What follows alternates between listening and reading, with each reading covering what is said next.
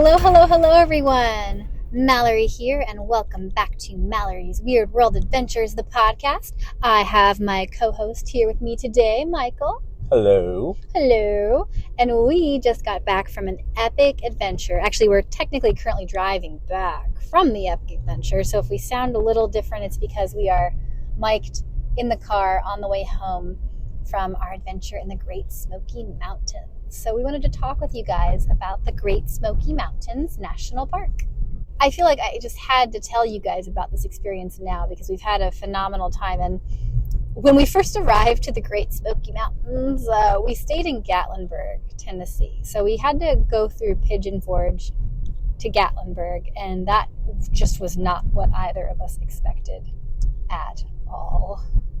Yeah, I expected it to be pretty rustic, country, secluded.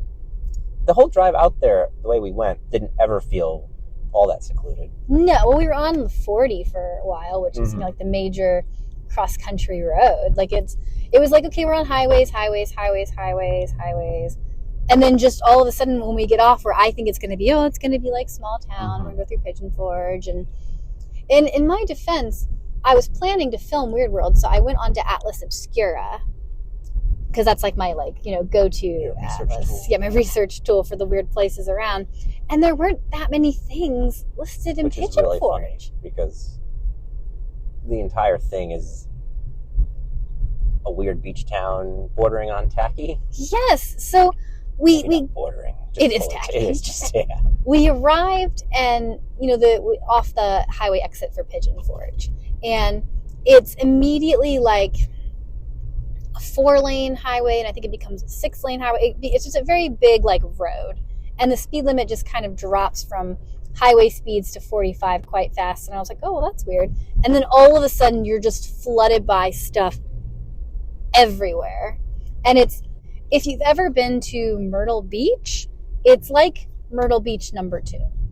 Everything that you see at Myrtle Beach is there. Like that weird upside down house at Broadway at the beach, that's there.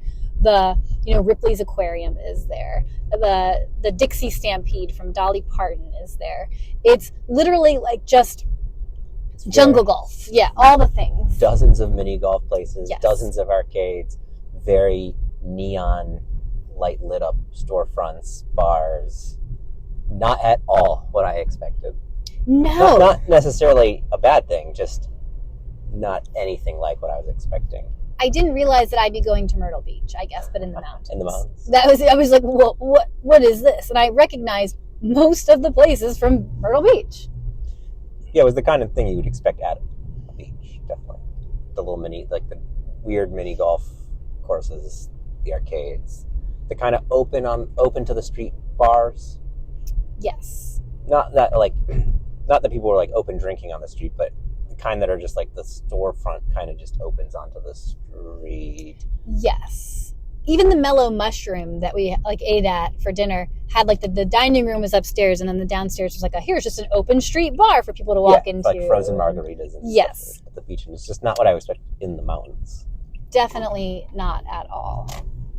Definitely not at all.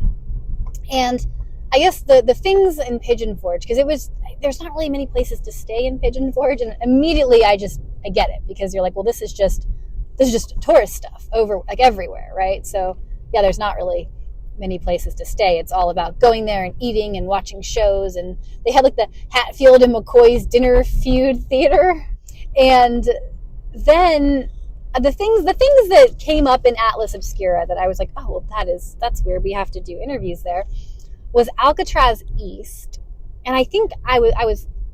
You were extra excited about that one because of just the Bonnie and Clyde stuff you've been doing. Yes, Alcatraz East. That is really eerie. There is this just purple light on a church building right here that is blacklit. In the fog, yeah. Oh, that's creepy. Looks like it's like someone's gonna jump out of this and murder us here in the backwoods of North Carolina. Yeah, the Alcatraz East I heard about because we had a TikTok kind of go viral that has almost 2 million views now on Bonnie and Clyde, but it's specifically the shirt that Clyde Barrow was in when he died that they had on display. and it's with the death car. So we did one on the death car that did pretty well too. But people just love Bonnie and Clyde, and a lot of people. Well, they love discussing it at least. They also love fighting about it. Yeah, yes. fighting about it. Yeah, there's a lot of controversy about whether they were heroes or I guess they're criminals either way, but heroes or, they deserve to be shot down to death. It gets lots of controversy on our TikTok. The topic is loved, whether or not the yes. two figures are loved. Yes. And it's specifically interesting because people want to, I don't know, like just, I don't know a better way to say it, but mansplain things to me about it. Like I don't know what I'm talking about on the topic. And I like to do my research, and I'll admit if I'm wrong, but that is as far as Hold on, Melanie. I think I can explain this better. Oh, wow. Sorry to cut it. Be my guest. No. I was bluffing. Oh, I know you were bluffing. Okay. The Bonnie and Clyde death car, I've done a lot of research on it, and as far as anyone can verify and know, the car that is in Prim, Nevada is the actual car that they were shot to death in, that traveled around for a long time. You can trace the heritage of the car back to the beginning, right? Because for the whole story. And the shirt that's there has a certificate of authenticity signed by Clyde's sister, Marie.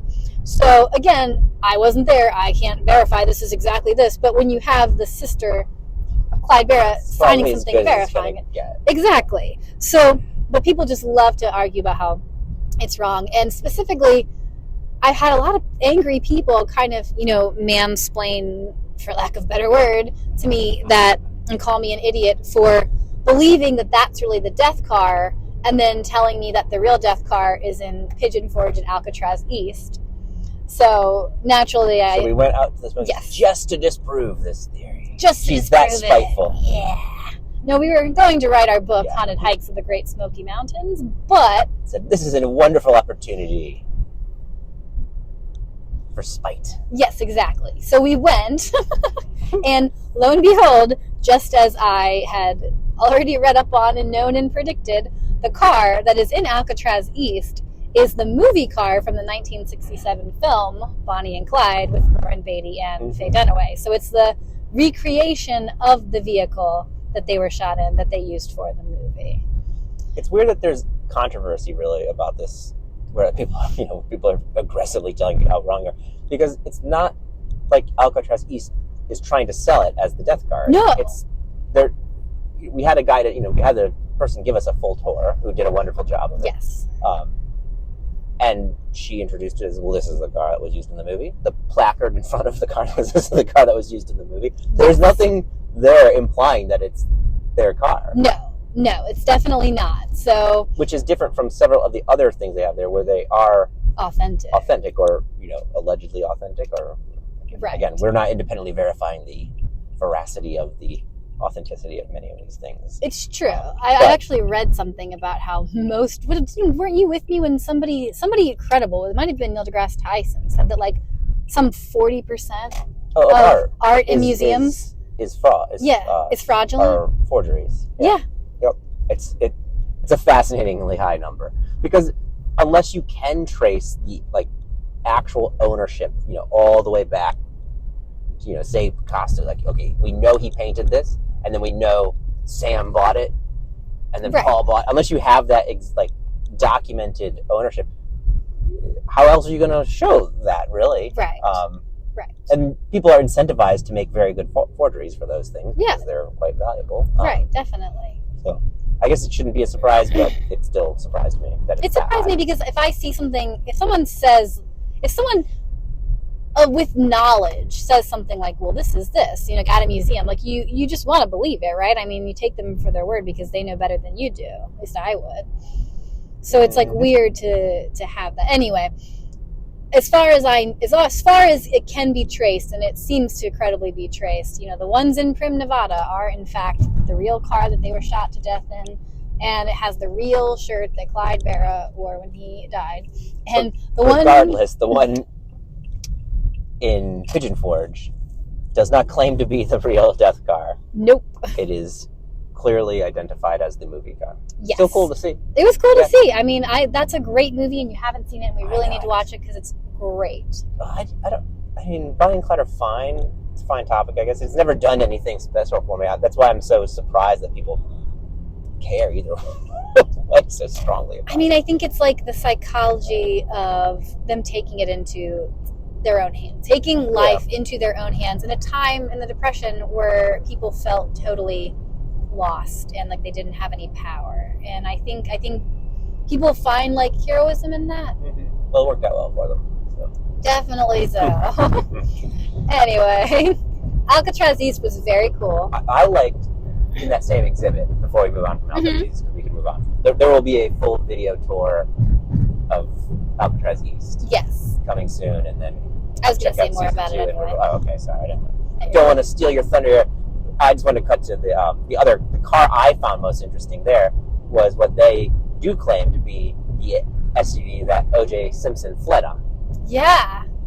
Which is... that time period just stands out to me because I think it was the first big crime thing that kind of captured, international attention. It was just on the news the whole time, right? Yes. It was the earliest one I remember as growing up, like as a child, and that I could follow the plot. I was old enough to follow kind of what was happening, and I just remember it was just consumed public attention. Yes, so definitely. That one stands out to me, and I do remember watching the news footage of that white SUV just driving down the highway that has been cleared out, and there's like 20 police cars chasing after it, right? Yes. And it was in the museum. They make a Seinfeld joke in an episode about it. That's great. Yeah, this guy knows every episode. I do know everything of Seinfeld. But yeah, it was in the museum. Yeah, it was very cool, and I was way larger than I expected it to be. Yes. I expected it to be like a few rooms, and it was huge. And it's not just crime and criminals. They go through like with the beginnings of like, torture and punishment, and then into like, some of the Wild West and the famous, criminals, and then through to, the Bonnie and Clyde Depression era, and then the mob, and then serial killers. And it was interesting because apparently women like the serial killers more. Women like the serial killers, and men like the Wild West and the mob. And the mob, yeah. Yeah, which, I mean, that makes sense. There's like a huge true crime thing, specifically with women. You guys all have a crush on Ted Bundy still. Oh, God. I hear he was maybe. quite I heard that, too. There was a Ted Bundy exhibit there. There was.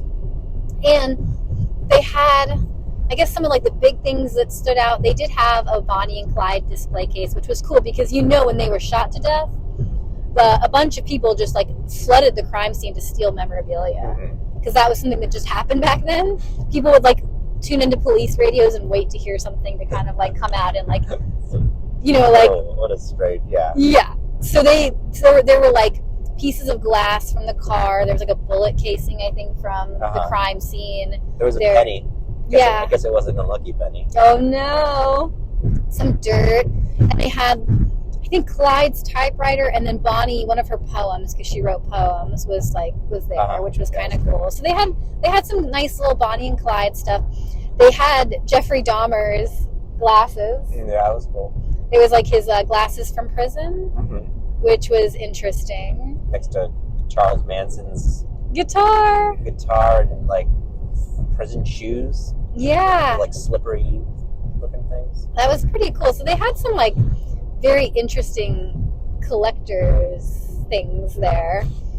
I don't know if I call them collectible items. For the collector of serial killer items and everybody. Right. Yeah. Right. And I'll stick to video games. That's what I collect. Right. I mean, that makes sense. And then it kind of went on to, police and honoring the police and the people that died in the line of duty, which was nice. How crimes are investigated, how like a fake lab, yes, like a forensic lab set up. That was really cool. Is this all food? Hold on, I want to see. Is that all still there, or is it blacked out? Exit 100? Taco Bell? Yeah, Taco Bell. Does that sound good for you? This podcast was not brought to you by Taco Bell. It was not. Michael doesn't look amused. Taco Bell? Taco Bell's fine. Okay. Anyway, getting back. Exit 100. Yeah, the crime scene stuff was cool, like the CSI kind of cool artifacts. They had it in 9/11 and like some domestic terrorism. Interactive police trainer, gun range, It might have been the old arcade game. I still love that arcade. I think It it was was called cool. Police Trainer, but it was on a much bigger scale. Yeah, that was cool. Something A lot of interactive exhibits. Yes. And something that we didn't do. I know. I kind of wanted to. I really wanted to do. Yes, was like, what's it even called? It's like the laser lights. You know, like the laser lights set up, like the heist kind of thing. They called it the heist. I think it was called Yes. Heist. It had that. As if you were like a cat burglar going Yes. between the little laser alarms to steal the diamond, right? Yes, and they basically like tested you. And I don't think you were with me when she said this. This will be really fun for me to tell you this. Because, I meant to tell you this later. She was talking. I said, have you ever done this? And she goes, I have. We do a lot of team building exercises here. And people in that area will actually come to do team building. Uh-huh. And they specifically will put drunk goggles on one of them. And then the entire group has to get that person through. And they can't get it off. So like one poor bastard is like following directions. Yes, is in drunk goggles while people are telling them what to do. Yes, well, that's cool. I thought that was kind of fun and exciting, but that it looked very cool, and I would have liked the opportunity to do that. Yeah. But Alcatraz was bigger than I thought. It was very interesting. Like we said, it was pretty cool. That was fun. There is a Titanic museum that we're going to go to when we go back to Pigeon Forge. From the outside looks absurd. It's just a giant Titanic. Yeah. But it's in the mountains. I just don't understand why it's there. Yes. And nothing about the Titanic makes me think Smoky Mountains. It's also like it's the ship on the outside, and then it's just like casually hitting the iceberg. Like it's kind of almost like, is this really tasteless? I don't know how I feel about this. I guess we'll see when we go back and see it. I want to go to the Titanic Museum. Michael is not amused. Well, I'll wait to see how it is. I mean, but it just seems, I just don't understand, I guess, why it's there. From what I understand, it's very much like a replication of the Titanic inside, like the cool stairwell and everything, and there's like artifacts, and I don't know. I'm not gonna lie, I don't like a lot of romance movies, but I loved Titanic, so I'm I guess that's the other reason, is I just don't have any particular affinity for the movie. It was such a or good movie.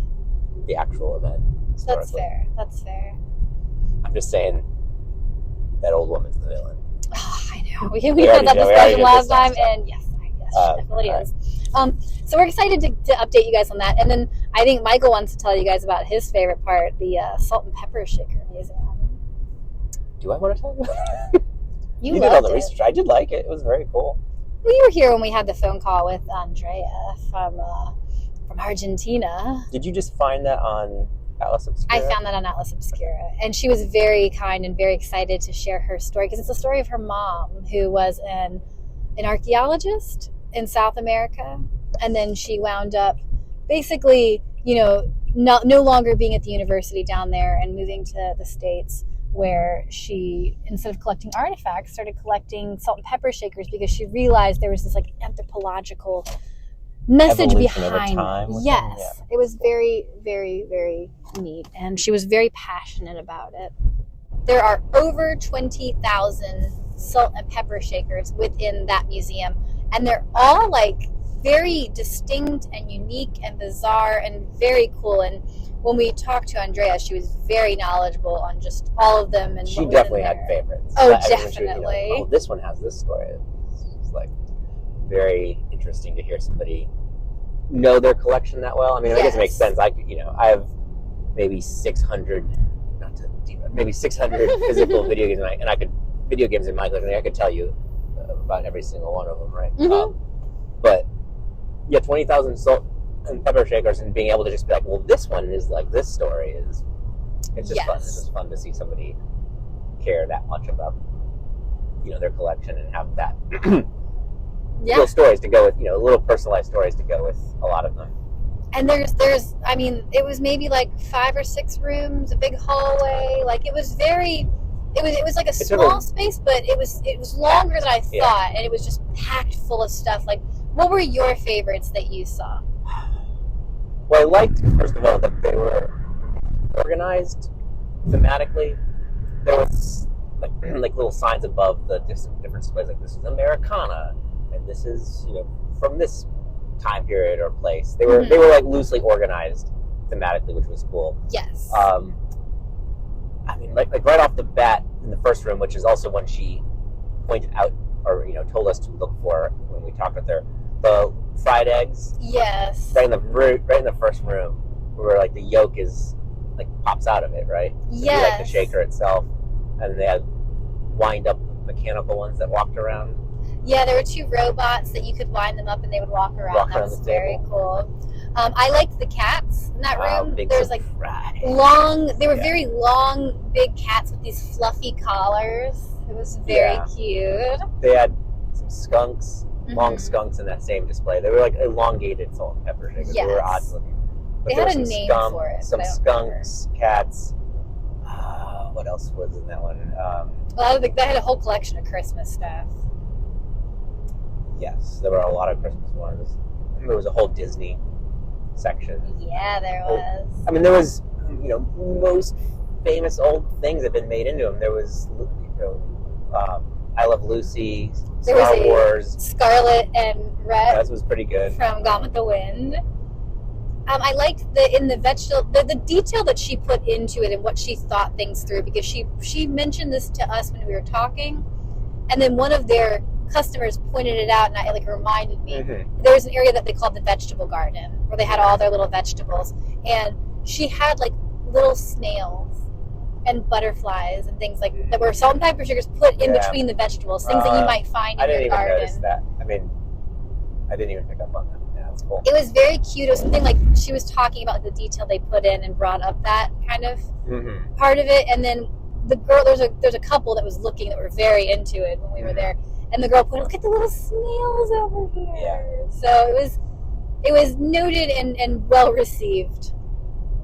It was just a wide range of things. There was ones that were very, high class looking. There was like a silver section, right? They were all, I don't know if they were actually silver, but they were at least made to look silver. Yes, and the gold, vault. And there was, yes.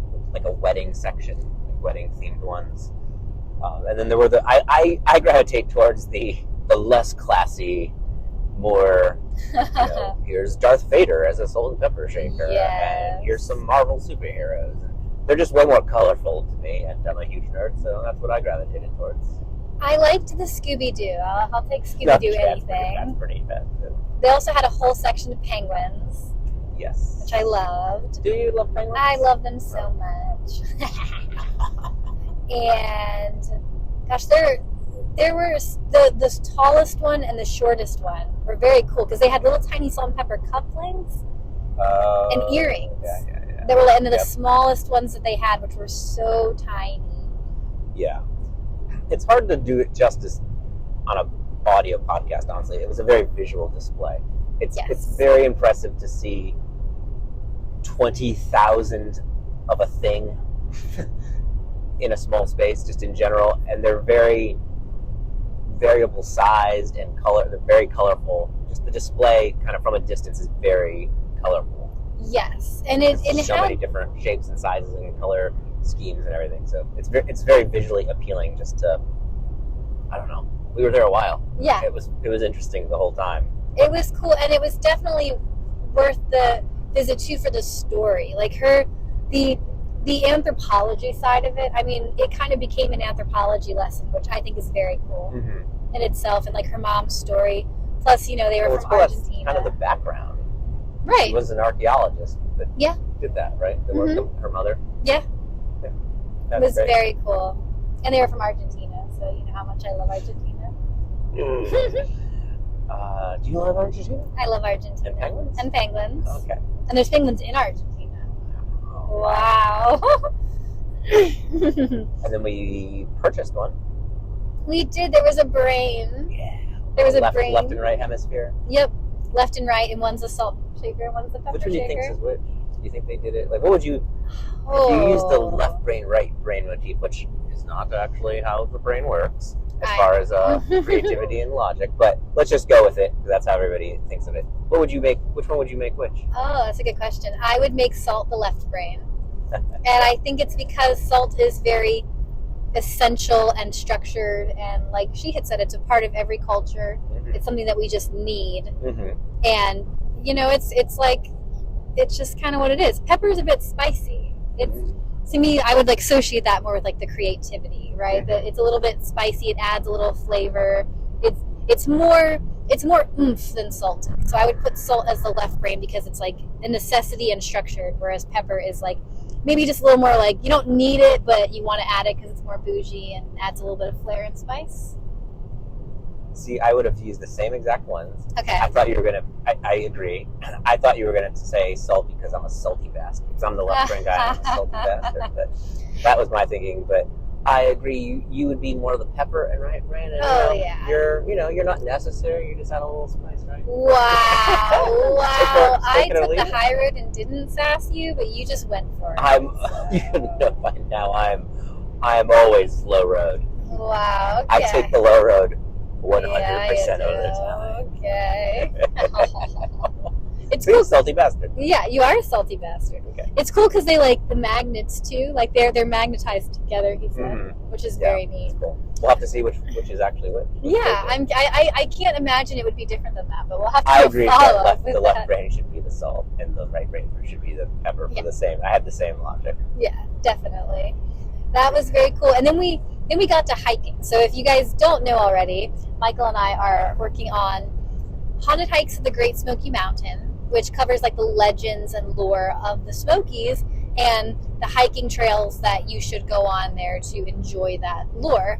So we're going to do 40 hikes. We did 20 of them this time around that kind of break down the essential core of the beliefs of, old Appalachia and the Smoky Mountains, and then also have the practical, tips for what you need to know in hiking the trails. For instance, unlike any other national park I've been to so far, there is no, you just drive in and pay, a fee and then put it on your dashboard and then you're set for the time you're there for like a week or whatever. It's very much, you have to go on the line or go to a kiosk and print your own daily parking pass. It's so windy and tortuous and sprawling that I guess that's not feasible to man that many gates to do it that way. I was also surprised that the national parks that I've frequented lately kind of have a clearly well, this is entrance and here's a park ranger who sells you a ticket to go in and out of it. This was very we drove a minute outside of Gatlinburg and all of a sudden you're in the Smoky Mountains. Yeah. There were dozens and dozens and dozens of different entrances, and I guess that makes sense since it even crosses multiple states. It does cross multiple states, yes. And it's so very it was different. Crazy, glitzy, glammy, tacky, vibrant Pigeon Forge. And then you kind of get into Gatlinburg, which still just has tons of tourists and tons of things to do, but it's a little more rustic looking and tamed, even though it's still just chaos with lots of people everywhere. And then you kind of, just drive a few feet out of Gatlinburg, and up here's the trail. One of the trails is from Gatlin. It is. You can get on it from. We could have walked to it from where we stayed, the hotel we stayed at. Yeah. But you're a few minutes onto that walk, you'd be immediately into what looks like backwoods. You wouldn't know that 5 minutes behind you there is a sprawling beach town, lit up neon stuff right there. Right. It was a lot, and in that area, there's most of the main hikes are in that area because people are just staying in that area. It's so built up. What was your favorite hikes, I guess, that we did, or your favorite pieces of the lore? I like the ferry house. Probably my single favorite piece. Well, I guess we can talk about the Brown Mountain Lights later. Oh yeah. But I'm gonna put them in their own category for now and just talk about this is them. just this is the Tennessee side, I'll say.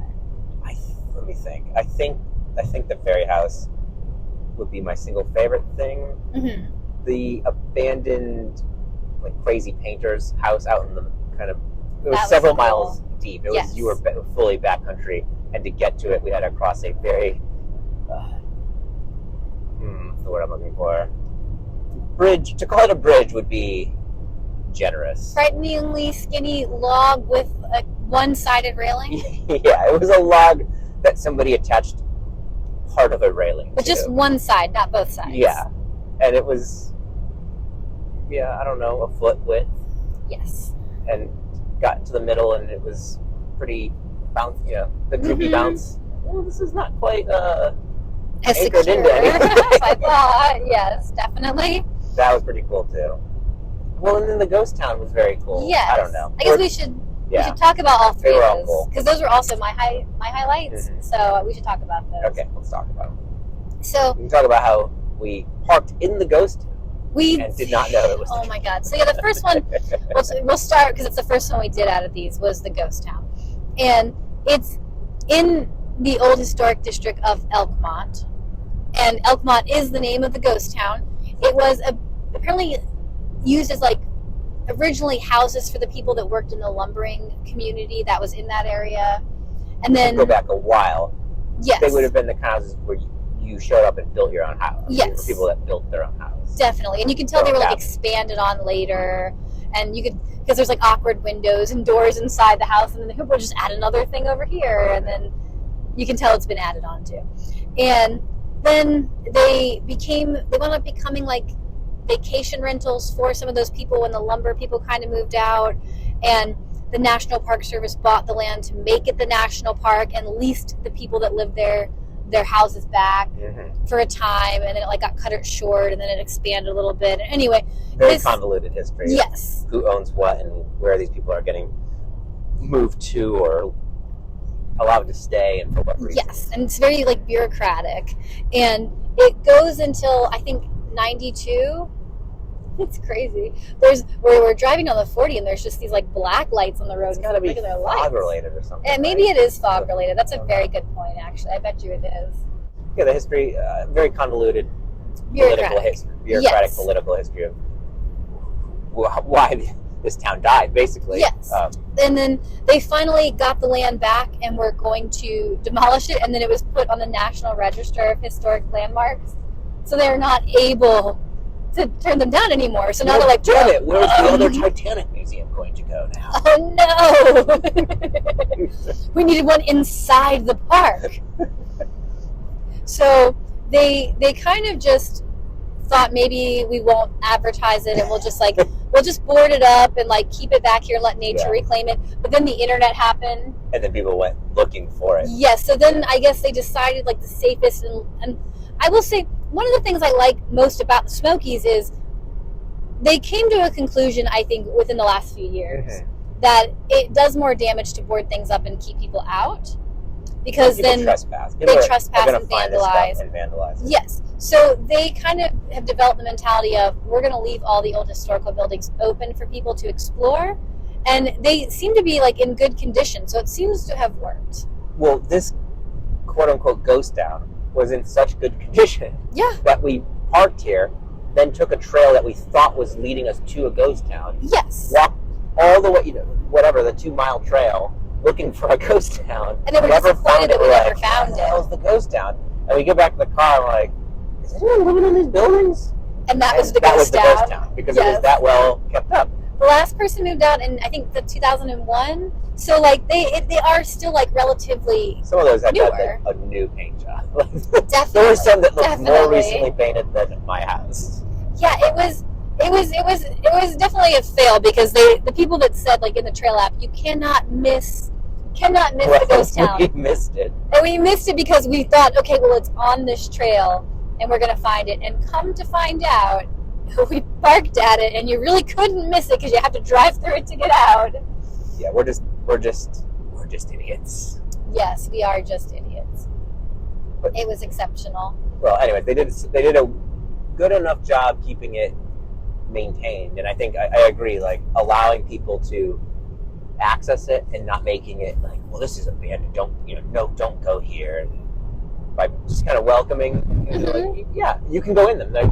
You're allowed to walk in and out of them. Yeah, the doors are wide open. There's signs that even explain the town to you, right? It's just a piece of history. By doing that, there were other people there. Yeah. And people are just more respectful of it. Like, well, this is a thing I get to explore and look at and walk through. And I don't know, there was no graffiti, there was no damage to it at all. It was very exciting. I love abandoned places, and I'm just kind of getting to like go in and explore places that have so much history that are no longer like lived in. And it was very cool. All the houses were different, and because I guess they were a product of their time, like the early 1900s, I think. maybe even a little bit before then, originally. It was fascinating because a lot of them had the kitchen as a separate entity that was like attached to the house but separated by like a porch, so that you had to go outside to get to the kitchen. Like separate from your living quarters. Was that a safety measure? I think so. In case the kitchen caught fire, it was isolated from the rest. That's what I was thinking. I can't imagine another reason why it would be like that, unless it was like to separate out like the servants from. But this wouldn't have been. This would not have been. Yes, I agree 100%. So I do think it was a safety measure for sure, and it was cool getting to go in and explore and see that, and it's not at all hard to find. You park there when you go to that area and that trail. So just so you know, it's not hard to find. And then we continued on. There was a couple other very cool cabins in the area that were just like old houses and farm buildings that were open for you to explore. There was that, I think the guy's name was like Bud Ogle Cabin or whatever it was, or Ogle. Oh, yeah. And it had a barn. And the barn, I was fascinated. You loved that barn. I loved it so much. I've never seen a barn so old, like just built out of old timber, just like that, like, and being so open, and like they cut a tree in half and just scooped out the inside like you would like a canoe back in the old days, right? And used that as a trough to feed the animals, and I thought that was so cool. It was cool. It really stood out to me. And then you had mentioned the Avent Cabin. I liked that a lot. It's off one of the trails, and it was Jake's Creek. It's pretty deep in there. It is. And there's like a separate little area you have to kind of go to get to the cabin itself. And even more treacherous. It's off, not an unsafe trail. I mean, it's deep in there. It wasn't a crazy hard hike. It wouldn't be something I would recommend if you're not in decent shape. Moderate hike. Yeah, it was to get out there. Yes. And then there's a shorter trail that you take probably 2 miles deep off the main trail. That was not something I would recommend, like even my parents probably do. It was down. We also went, I'll say, it was damp the whole weekend. It didn't really, it on and off drizzled, including while we were actually at this cabin. Oh, definitely. It was, we went in mid-December here, was when we're doing this. Yes. But it was not very cold, which was nice, but it was kind of damp, rainy, maybe mid-50s, and there were lots of leaves down from recent fall. Yes. So it was a little slick everywhere. It was kind of wet, damp leaves everywhere, and the little path leading off the main path, the main trail to the house, was a little treacherous. Yes, it was. That was where the tiny little like bridge was. There's a lot of... The little bridge was, you wouldn't want to fall off. It wasn't, you weren't like hundreds of feet in the air, but I mean, you wouldn't have felt good to fall off that. No, onto definitely a not. Rocky creek, just onto straight stone, Most of the bridges, yes, most of the bridges there were like a log put across. Bridge again is a strong. Yes, like put across, the creek that you're going over with a handrail made out of wood on one side. Yes. And this one seemed to be skinnier. This was the skinniest of of the already somewhat unsafe quote unquote bridges. It was intense, but the cabin was worth it. And it was raining when we did it. Yes, that was the other thing that made it scary. The cabin was amazing, though. It was like, it looks like a creepy murder shack in the woods, but in this like very historical. I didn't really get a super creepy vibe from the cabin. I know you did. I mean, you can go upstairs. It had like an upstairs and a downstairs. Yes. With just like a ladder, and you could. Like a loft. It had a loft. Yeah, a loft. That's it. And we did catch it at a time of day where the light was, it was cloudy because it was on and off raining. Yes. And it was a time of day where that light kind of reflected off foggy smoke. The Smoky Mountains. Caught that fog just right at a time of day just right, and came through the window in the loft facing that area, and it did give off a weird, creepy, definitely light vibe. It looks but like the cabin itself was fine. I would have lived in it. It was a shot that you would see on Ghost Hunters in the B-roll. That's all. It was just, the ambiance was like setting the mood for like a haunted cabin. But it was, I would stay there too. I thought it was very cool. But it was definitely like, you could die here today. I thought we were going to die off the bridge way more than the cabin. That's fair. And then your fairy house. The fairy house was right there. That's where I want to live. Yeah. It's funny because there's a lot of history behind it that is just like more practical than anything else. But what? Fairies didn't live here? But it has been called the House of the Fairies. So now, the rumor is like, oh, it's where the fairies live. But there's actually much more to it. You can read about it in our book, Haunted Hikes of the Great Smoky Mountains, coming out next year. Yep. And it was cool. I mean, we got lucky because it was December. We didn't have to go all the way at the start of like the Twin Creeks Trail, which is where you would have to go to kind of park for it. Kind of got lucky because there was just some street parking right by the bypass where this House of the Fairies was. And you kind of just go like past this access road to like one of the historic buildings, and it's just directly behind it on the hill. And it's this old kind of stone, very small little house structure built into the hillside, basically. Yes. And it's small, so I guess that's why fairies could live there. And it has its own little water system coming out of it. I don't know if I'd call it a water system. I mean, yes, there was water coming out from underneath it, but I think that was mostly water from above it, right? Maybe. Filtered behind it. It didn't have plumbing. It did not have plumbing, that's fair. It wasn't a functional house. I didn't mean to imply that it had plumbing. But it was covered in all this vegetation and very beautiful. Yeah. We also hit that at just the right time of day where the foggy sun was coming through, like over the mountain. And it's built into, like halfway up this hillside, built into the hill, has little stone steps leading up to it. And then it's maybe halfway up the hill. So there's still hill above it. And yeah, we caught it right when the sun was kind of coming over that hillside and reflecting down onto it. Yeah. Made for a good photo op. Those photos are amazing. Plus, I captured a fairy. You did? Hi. Oh, are you the fairy? I'm definitely the fairy. Arthur Conan Doyle believed in fairies. Yep. Famously and embarrassingly.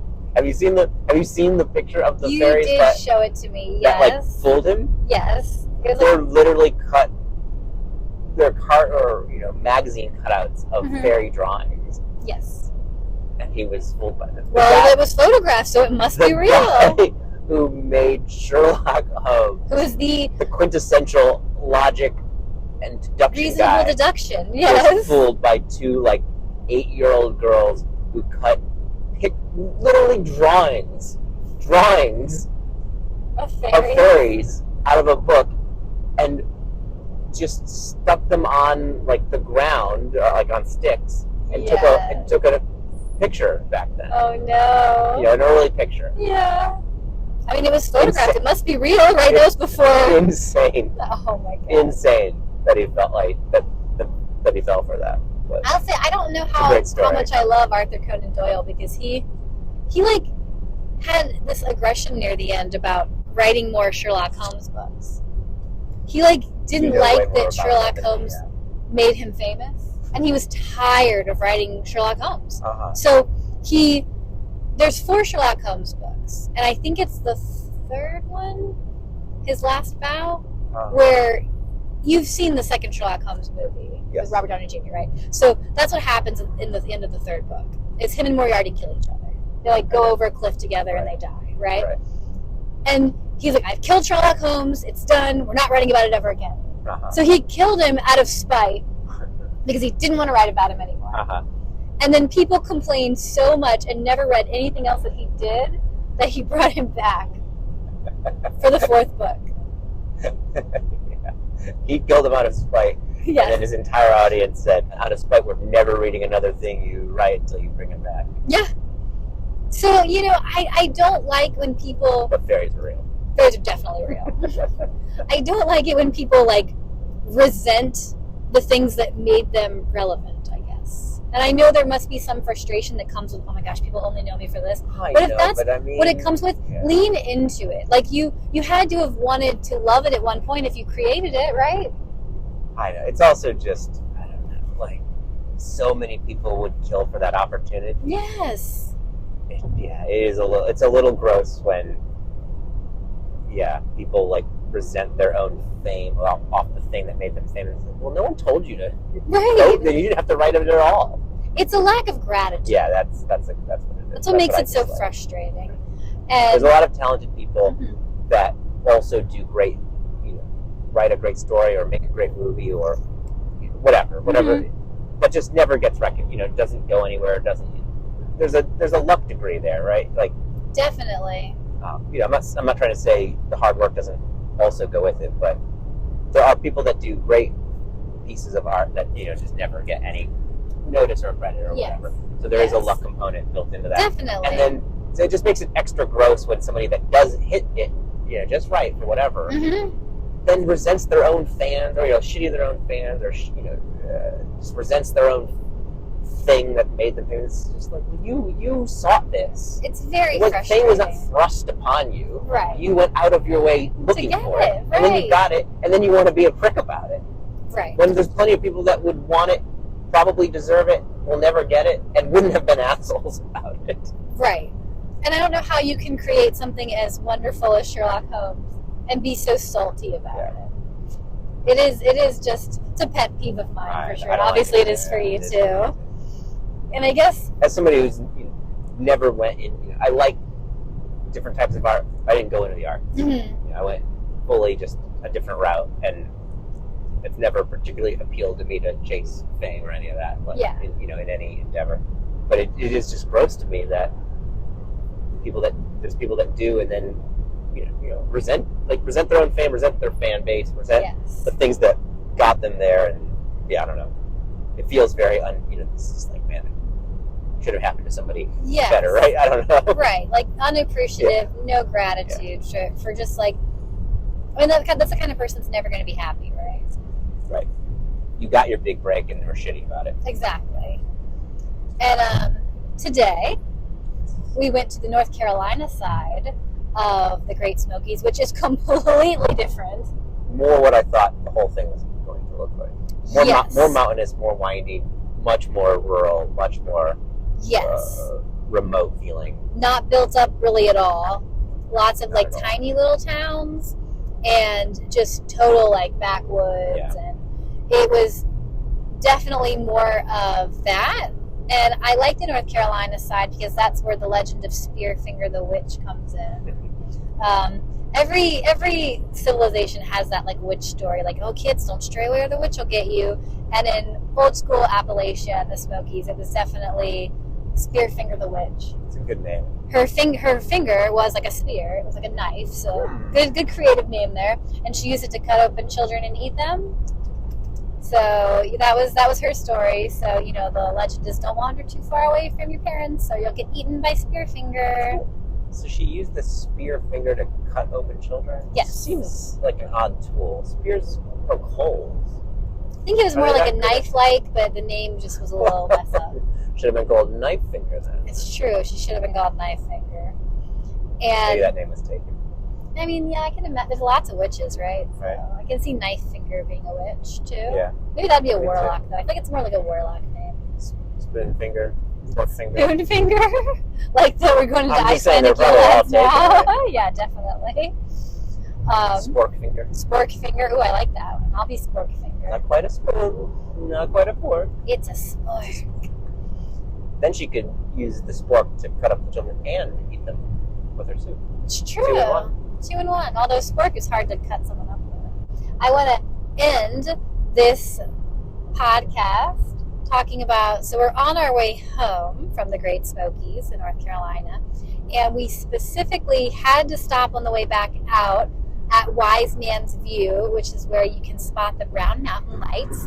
If you haven't watched season 1 of Weird World Adventures on Amazon Prime, what are you waiting for? Head over to Amazon Prime, watch episode 6, because in episode 6 is where we talk about the Brown Mountain Lights. It's a series of ghost lights that were spotted in the area. The sightings go as far back as the Cherokee that lived there. At least that we know. That we know of. And then the first documentation was colonial settlers. But they must have documented it somehow. I think the Cherokee passed it on in legend and it got to the people that recorded it. But yes, but it was documented they saw it. Okay.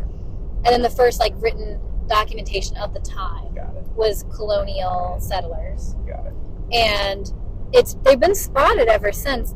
And people nowadays think it's ball lightning that's like the most likely culprit.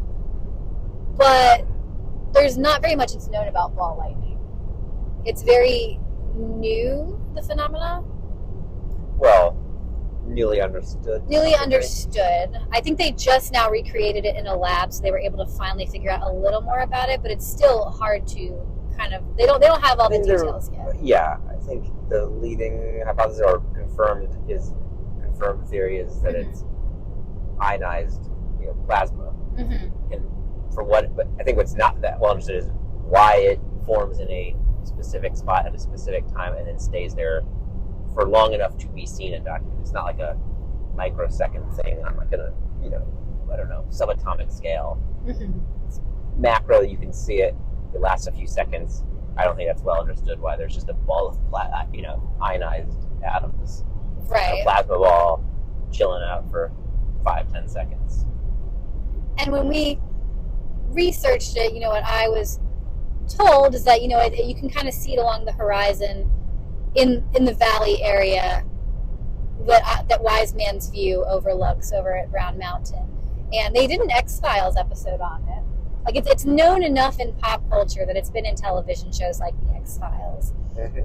And we went there today. So in Weird World, we did it. We went to go see it, and we kind of did an adventure out that way. And we were not able to see anything because it was just full fog. This was out me. I wasn't a part of the crew yet. Yeah, it was me and Matt Pavlo and Elizabeth Saint, and we went out, and the fog was so thick, it was like, well, we're just not going to see anything while we're here. So it was really just a wasted opportunity to go all the way out there and then just, there's nothing. So I was really hoping we would see them tonight when we went out, because it's just, I don't know, it's just a goal of mine to be able to, like, see it firsthand. I think it just adds a level of, like, understanding to it and the legends and lore behind it. And I'm happy to say we did see them tonight. Did. I will admit, I thought we were going to see nothing. I was just, I have to appease her. We're going to sit there for 30 minutes and we'll go, oh, it's a shame we didn't see them again. And then you said you thought you saw them in person. I'm like, all right, whatever. And I didn't see them. Like, all right, you just want to see them. Didn't trust me. Yeah. Just based on prior experience. Wow.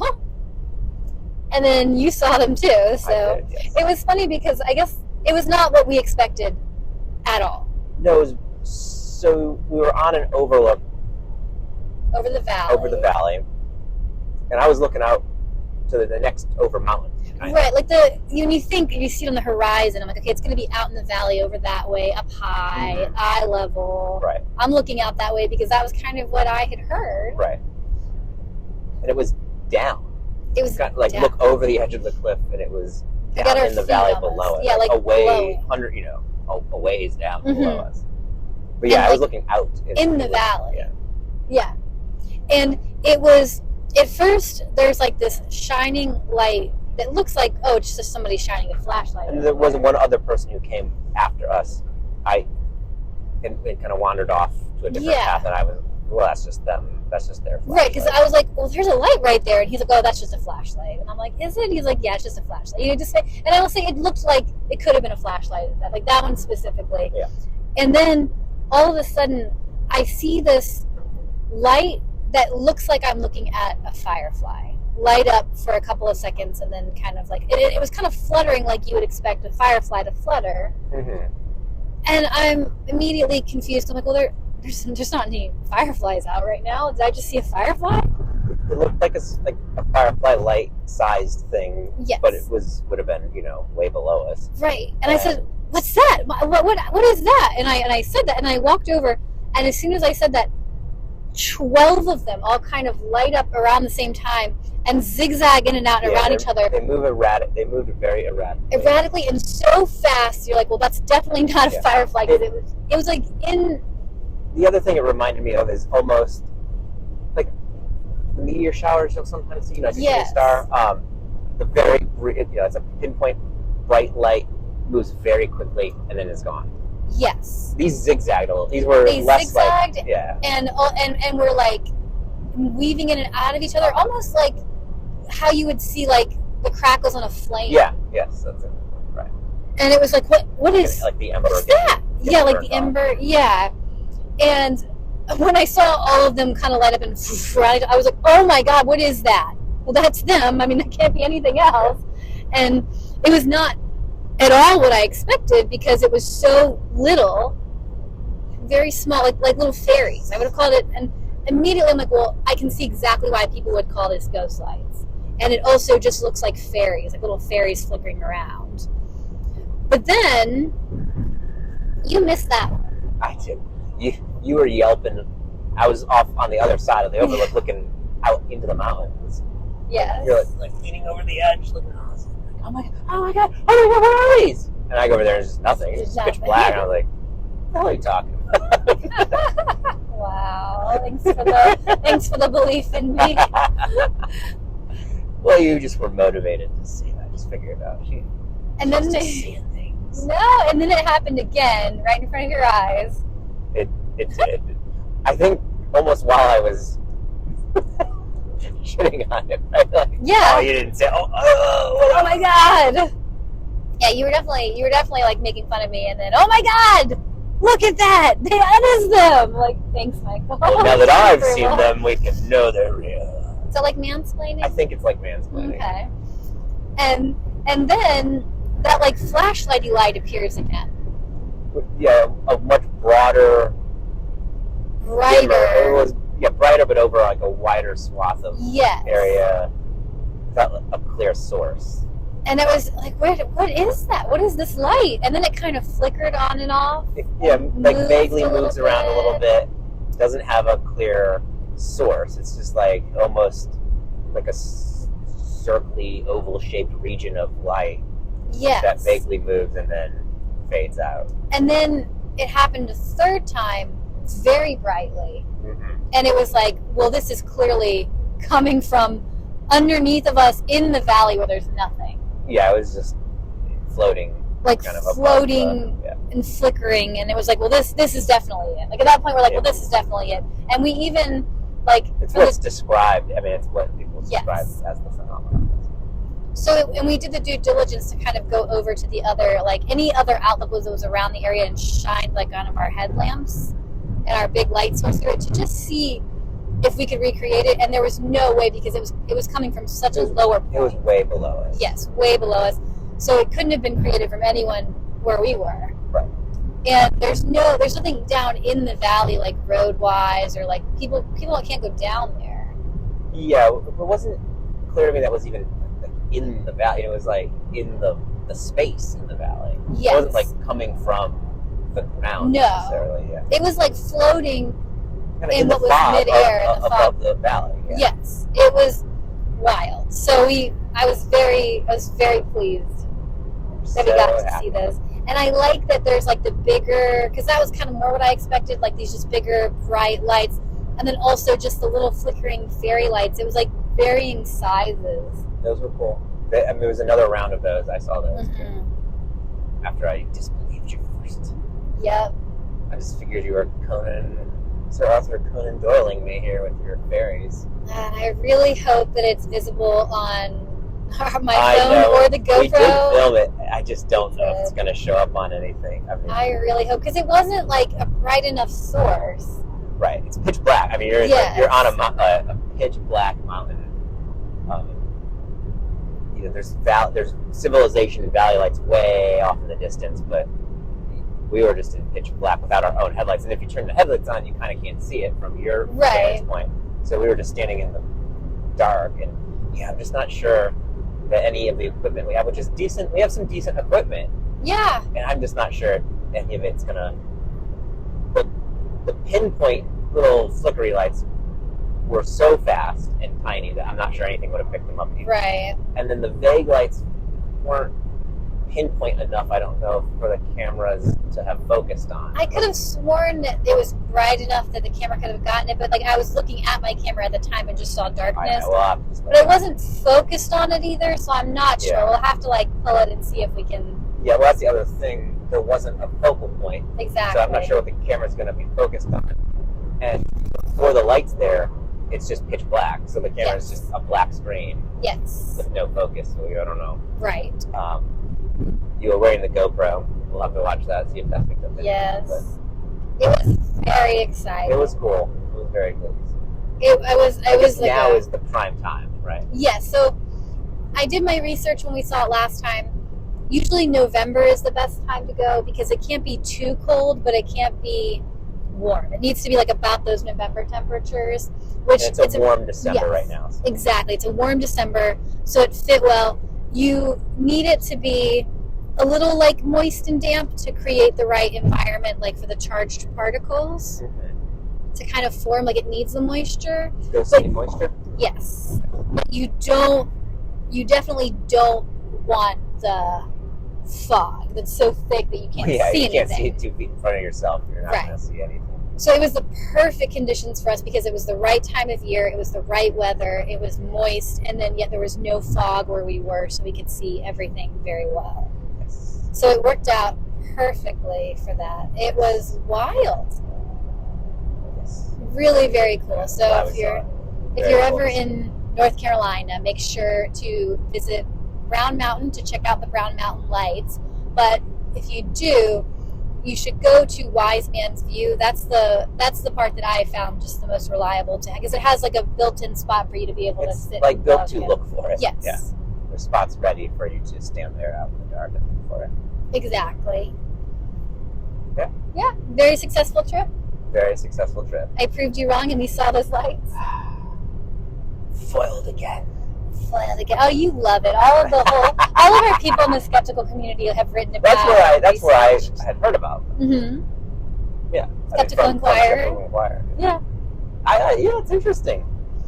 The real phenomenon, the real searching for the reason is interesting. Yeah. I like the mystery behind it. Yeah, it's cool. I don't think I would ever go and be like, those are ghosts. I can see why back in olden times people thought those are ghosts, it's right? Theory, but yeah, I mean, sure. But there's any number of things you can call it aliens too, right? Right. pick your thing that you want it to be caused by. But being the able to truth is going to be so much more interesting. Yes. How is ionized, like if it turns out to be ball lightning related, how is, for whatever reason, floating ionized balls of plasma that are going through this valley because of whatever atmospheric conditions make this region just particularly hot? How is that more interesting? Right. Than whatever other, whatever ghosts did it. It was totally fascinating. Very, very worth it. Very cool. And I guess that's all we have for you guys today. Thank you for hosting with me, Michael. Thanks for having me, Mallory. Of course. And until next time, everybody, stay weird.